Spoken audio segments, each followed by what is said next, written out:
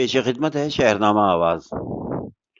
اقوام متحدہ کے سیکریٹری جنرل اینٹونیو گٹیرس نے کہا ہے کہ ایران میں ہو رہے احتجاجی مظاہروں کے تعلق سے وہ فکر مند ہیں اور مظاہرین اور سیکورٹی فورسز کے درمیان جھڑپوں سے ہونے والی جانی و مالی نقصانات سے بھی وہ غمزدہ ہیں۔ اقوام متحدہ کے ترجمان وجاگ نے پیر کے روز پریس کانفرنس میں کہا کہ ایران میں ہو رہے احتجاجی مظاہروں کے سلسلے میں سیکریٹری جنرل فکر مند ہے اور وہ مظاہرین اور سیکورٹی فورسز کے درمیان ہوئی پرتشدد جھڑپوں کی وجہ سے ہوئے جانی مالی نقصان سے غمزدہ ہیں۔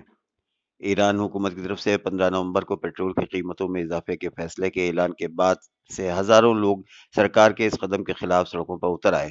مظاہرین اور پولیس کے درمیان ہوئی جھڑپوں میں ایک مظاہرین اور کئی پولیس افسر ہلاک ہو گئے ہیں۔ ایرانی حکام نے کہا ہے کہ گزشتہ 3 دنوں میں فسادات اور پرتشدد سرگرمیوں میں ملوث 1000 افراد کو گرفتار کیا گیا ہے۔ میڈیا رپورٹنگ کے مطابق 87,000 سے زیادہ لوگ مظاہرہ کر رہے تھے۔